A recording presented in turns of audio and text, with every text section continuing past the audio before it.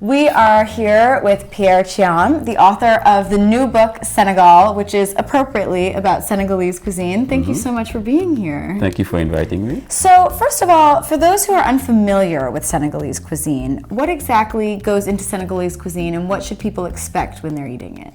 Well, they should expect grains.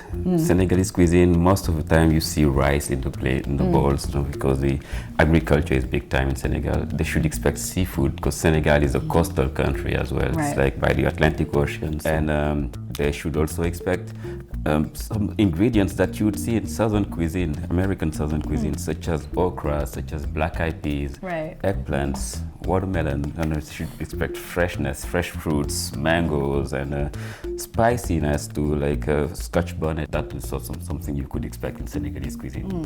And speaking of greens and grains, I mean, Senegalese cuisine is very healthy. Talk to me a little bit about some of, the benefits of Senegalese cuisine, because I think a lot of times people think of African food as being quite heavy, and your book, it's all a lot of light, bright dishes. Indeed. Actually, it's quite surprising when people think of African food as something unhealthy without tradition. When you look at the ingredients, many of them are considered superfood now.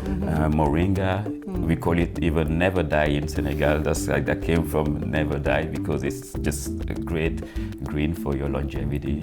Fonio, this grain that I mentioned again earlier, it's a grain that could be considered the answer to world hunger. So speaking of light dishes, tell us a little bit about what you're making for us today. So today again we're making a fonio salad, fonio and mango salad. So this salad is great spring-like kind of salad, and I finish it with nuts too. These nuts is cashew nuts today, and I coated the cashew nuts with a spice mix that we call cancan. And cancan is a spice mix that you see pretty much in every street corner of West Africa. There's cashew, egg whites, cancan spice in the oven at 350 for like 5 minutes, and that's it. You get your spice nuts. Amazing. So we're starting with our spice nuts, but then where do we begin for the rest of the salad? Well, for the rest of the salad, we'll begin with the grains.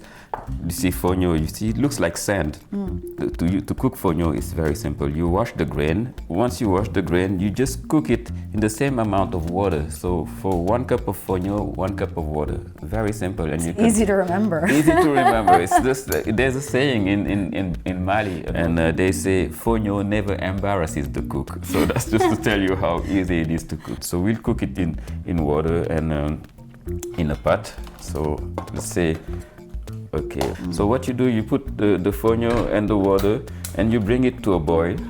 And just as soon as it gets to a boil, you lower it to a slow simmer, and you keep it covered.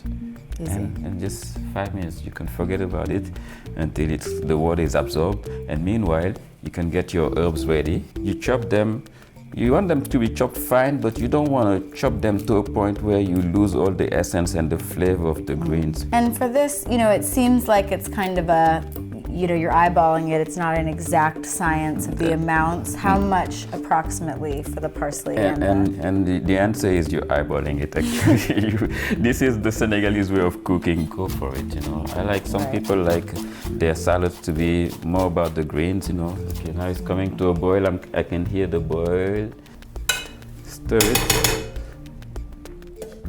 And keep it covered. And that's good.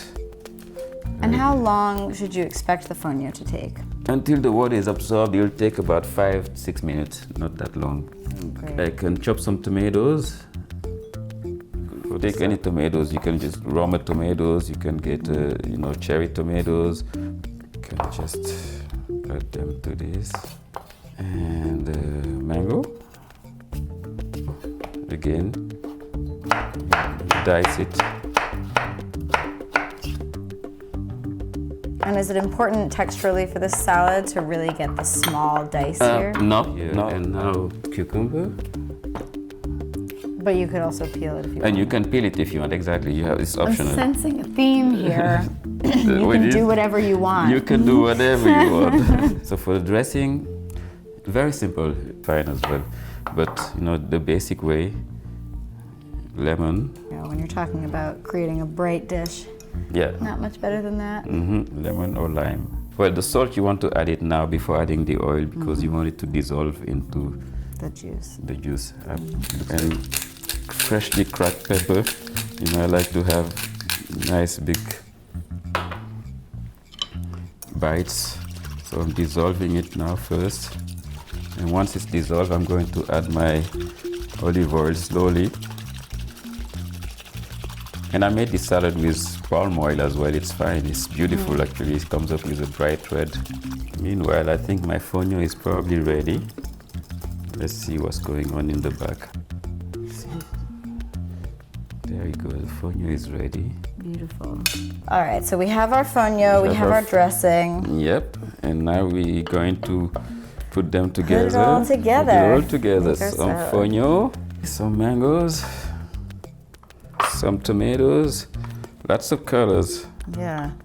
And again, I'm loving that there's no measuring going on. We're just throwing it in. No measuring. Again, the onions you can add later. Start with a tablespoon. Cucumber as much as you want. You know. So the nuts you can just crush them. You know. Add the herbs. No herbs. I like to have lots of herbs in this. And now I'll be putting the dressing in. I think I have everything. Yeah. Okay, the dressing, I pour over it, and then I'll fold it slowly with a spoon.